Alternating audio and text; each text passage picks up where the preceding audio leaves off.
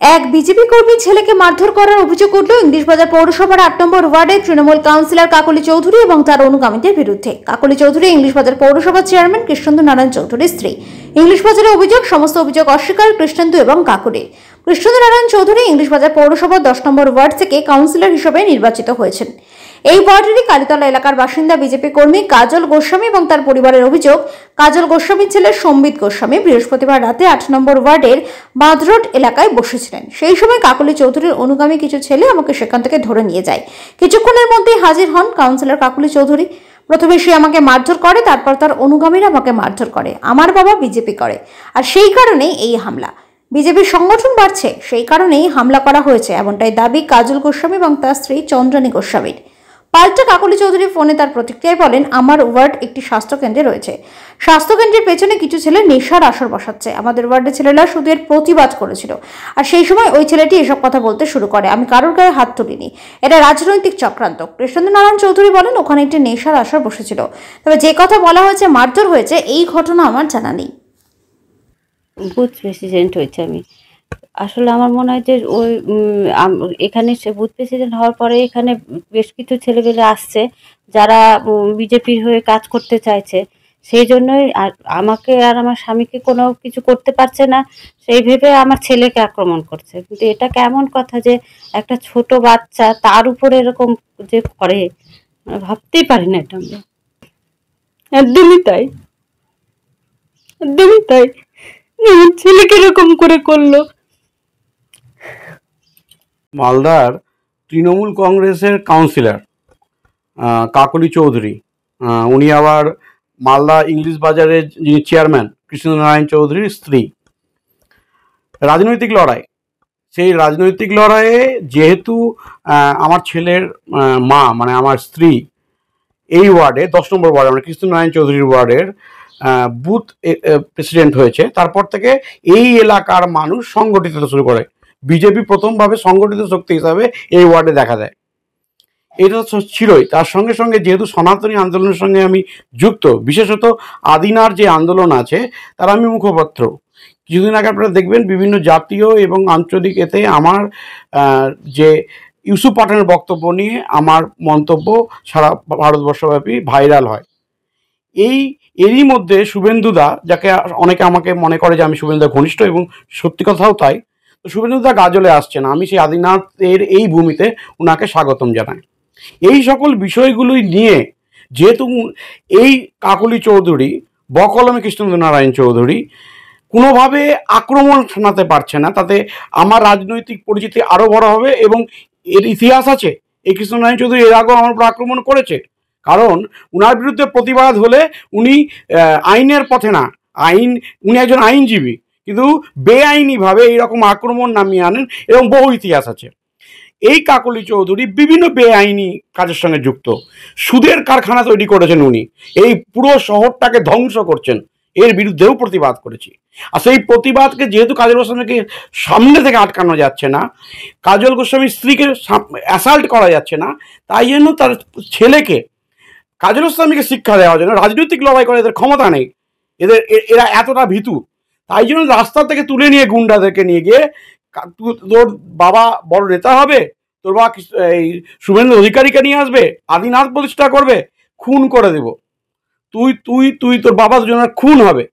তো এই রাজনৈতিক লড়াইয়ে এইভাবে ব্যক্তিগতভাবে আইনের ঊর্ধ্বে উঠে গিয়ে আইন নিজের হাতে, এটা আইন পুলিশ প্রশাসন তার মানে কেউ এদের সব সীমানার উপরে, এইভাবে একজন কাউন্সিলর, এবং কাউন্সিলর সে কে না আমাদের ওয়ার্ডের যিনি চেয়ারম্যান, মানে আমাদের ওয়ার্ডের যিনি কাউন্সিলর উনি আবার চেয়ারম্যান, ওনার স্বামী, তার মদতে বলছে ১০ নম্বর ওয়ার্ডে সংগঠন করবি, তোর বাবা আর ছেলেকে এখানে কুচিয়ে মারবো। ৫০ থেকে ৬০ জন হুলিগানস কাকলি চৌধুরী মেরেছে। মারার পর তারপরে আমার ছেলের বলে যে তোর বাবাকে ডাক, তোর বাবাকেও আক্রমণ করবো, তোর বাবার কাছে মারবো। ওর বন্ধুরা আমায় খবর দেয়, আমি সঙ্গে সঙ্গে পৌঁছই, আমি পুলিশকে খবর দিই, পুলিশ সহায়তা করেছে আমাকে। হ্যাঁ, থানায় অভিযোগ করেছি, এবং সঠিক সময় যদি আমি না পৌঁছাতাম ছেলেকে হয়তো পিটিয়ে মেরে ফেলতো। প্রথম কথা, ওখানে কোনো ওয়ার্ড অফিস নেই। সেকেন্ড হচ্ছে পার্টি অফিসও নেই। কোথায় মারপিট হয়েছে তার জন্য ওয়ার্ড অফিস বা পার্টি অফিস বলতে এক। আর এই ধরনের ঘটনা আমার নলেজে আছে। শুনলাম পুলিশে একটা কমপ্লেন হচ্ছে, পুলিশ এনকোয়ারি করবে, দেখবে। গতকাল আমার ওয়ার্ডে একটা ঘটনা ঘটেছে। যদিও আমরা কালী পুজোর জন্য বেশ কিছুদিন ওয়ার্ড অফিস বন্ধ রেখেছিলাম, আমি ওয়ার্ডে যাইনি। এবার ঘটনা হলো বেশ কিছুদিন ধরেই একটা ছেলেদের গ্রুপ, যারা খুব বেশি বয়স না, 18, 19, 20, 21, 22, 17 আছে, এরকম ধরনের একটা গ্রুপ, যাদের মধ্যে মেয়েরাও থাকে। এরা দীর্ঘদিন আমার ওয়ার্ড অফিসের পেছন দিকে, মানে আমাদের যে স্বাস্থ্য ভবন তার পেছন দিকে একটা জায়গা আছে, সেখানে গিয়ে তারা নানান রকম নেশা জাতীয় জিনিস করে, যেটার জন্য সেই ফ্ল্যাটে থাকাকালীন একজন জাজ আছেন, মহিলা জাজ, উনিও আমাদের কাছে কমপ্লেন করেন যে এরকম ছেলেরা ওই পাশে দাঁড়িয়ে নেশা করছে। আমরা মৌখিক অনেকদিন বারণ করি, তোমরা বাচ্চা ছেলে, তোমরা এসব করো না, বাট আমি কোনোদিনও বলিনি, আমার ওয়ার্ডের ছেলেপেলেরা বলেছে, বাট তারা কথা শোনেনি। কালকে তারা কি করেছে, তারা স্বাস্থ্য ভবনের গেটের কাছে, একদম গেটের কাছে এসে, যেহেতু স্বাস্থ্য ভবন বন্ধ, প্লাস আমিও রাত্রে নেই, সমস্তভাবে বন্ধ, গেটের কাছে দাঁড়িয়ে থেকে তারা নিজেরা সিগারেট খাচ্ছে, নেশা জাতীয়, যে সিগারেটটা, আমরা ডক্টর নই, চেক আপ করিনি, বাট সিগারেট নর্মাল সিগারেট নয়, কারণ ওই সিগারেটটা খাওয়ার পর তারা একটু অ্যাবনর্মাল অ্যাক্টিভিটিসও করে এবং নিজেরা খাচ্ছে, মেয়েদেরকেও খাওয়াচ্ছে।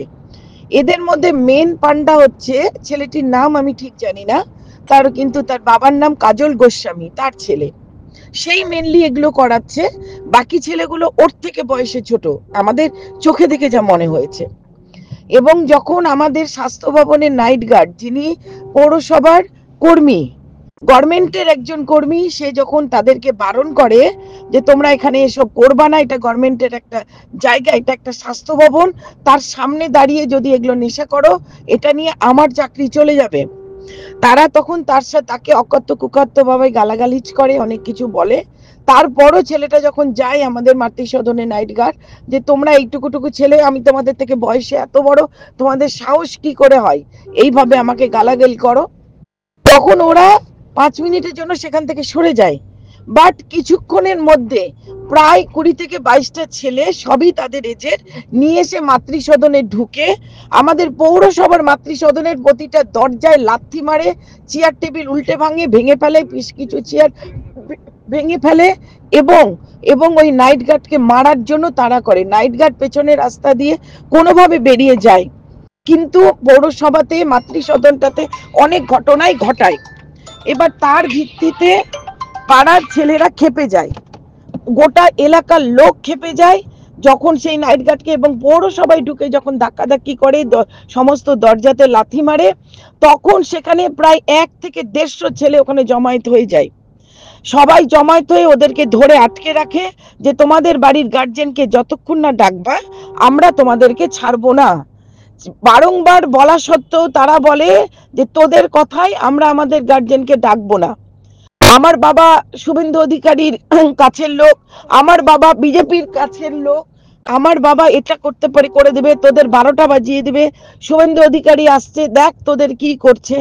বাট এখানে পলিটিক্যাল কোনো ইস্যুই কিন্তু ছিল না। ছেলেটি শুভেন্দু অধিকারীর নামটা তুলে এবং শুভেন্দু অধিকারীকে দেখিয়ে থ্রেটনিং করে। আমি বারংবার বলছি, এখানে না বিজেপি, না তৃণমূল, না কংগ্রেস, কোনো পলিটিক্যাল ব্যাপার এখানে নেই। ছেলেগুলোকে বারবার বলে, তখন আরেক কিছু ছেলে আবার খেপে যায়, তাদেরকে মারতে যায়, তখন তাদেরকে কোনো মতে সেখান থেকে নিয়ে মাতৃসদনের একটা ঘরে ঢুকিয়ে রাখা হয় এবং আমাকে ফোন করা হয়। যখন আমাকে ফোন করে, আমি অসুস্থ ছিলাম বাড়িতে, আমার এখনো গলা বসা, আমি আসি, এসে তৎক্ষণাৎ থানায় ফোন করি এবং সেখানে অফিসার আসে, তাদেরকে নিয়ে যায়। এবং তার বাবা, আমার মনে হয় ওই সময় যে ডিউটি অফিসার ছিল তাকে পর্যন্ত জিজ্ঞাসা করলে জানা যাবে, ডিউটি অফিসারের সামনে তার বাবা বলে শুভেন্দু অধিকারীকে দিয়ে প্রতিটা ছেলের 12টা বাজিয়ে দেব। এই ধরনের একটা থ্রেটনিং তার বাবার দিক থেকেই আসে এবং লোক মুখে আমি শুনতে পেয়েছি, আমার কাছে কোনো উপযুক্ত তথ্য নাই, বাট লোক মুখে শুনেছি তার বাবাও ভীষণ রকমের জুয়া খেলে। উনি একটা অধ্যক্ষ হয়েও এই ধরনের কাজ করেন, কিন্তু কোনো পলিটিক্যাল ইস্যু এখানে নেই। আমি বারবার বলছি, এই হলো টোটাল ঘটনা। আর আমাকে বলা হলো তারা hospitalised, but I don't know কি করে হসপিটালাইজড হয়। কারণ সেখানটাতে আপনারা খোঁজ নিয়ে এলে জানতে পারবেন যে কাকলি চৌধুরী কারোর গায়ে হাত দিতে নিজেও পছন্দ করে না, কাউকে দিয়েও হাতটা দেওয়ায় না। আমার কাছে প্রশাসনের ঊর্ধ্বে কিছু নেই। আমি যে কোনো কারণে মৌখিক বলে যদি দেখি যে প্রবলেমটা সলভ হয়ে গেল, ইটস ওকে, ফাইন। বাট যখন দেখি সেটা কন্ট্রোলের বাইরে, আমি থানায় ফোন করি, আমি নিজে এসপি কে ফোন করি, আইসি কে ফোন করি, করে কন্ট্রোল করার চেষ্টা করি। বাট এই ধরনের একটা যে অভিযোগ দিয়েছে যে তার ছেলেকে মারা হয়েছে, এটা সম্পূর্ণরূপে মিথ্যা। হতে পারে ধাক্কাধাক্কিতে কোনো জায়গায় কোনোভাবে লেগেছে, কিন্তু দাঁড়িয়ে থেকে মারানো, আপনি নিজে ভাবুন, কালকে ডিউটি অফিসারকে আপনারা জিজ্ঞাসা করবেন, ওনারা যখন ওয়ার্ডে পৌঁছায় মিশন ঘাটে, তখন সেখানে কত লোক ছিল। আমি বলছি 1-150, হয়তো তার থেকেও বেশি ছিল। যদি সত্যি মারতো তাহলে কি ওইটুকু হতো না, এর থেকে বড় ঘটনা ঘটতো। কিন্তু আমরা সেই নীতিতে বিশ্বাস করি না যে কাউকে মেরে কিছু করা যাবে। আমরা চেয়েছিলাম, এলাকার লোক চেয়েছিল যে তাদের গার্জেনের হাতে তাদেরকে দিয়ে তারা যে বাজে কাজগুলো মা বাবাকে না জানিয়ে করছে সেই জিনিসটা জানাতে। কিন্তু দুঃখের বিষয়, এই ধরনের বাবা যদি প্রতিটা ঘরে থাকে, কোনো ছেলেই কোনোদিনও মানুষ হবে না।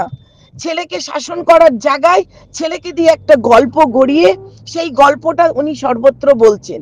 তবে আমি জানি সত্য কোনোদিনও কেউ আটকাতে পারে না। আমি প্রশাসনকে বলবো সঠিক বিচার করুক এবং ইনকোয়ারি করুক যে আসল ঘটনা কি। আমার কথাও ধরতে হবে না, ইনকোয়ারি করলেই সমস্ত সত্য চলে আসবে।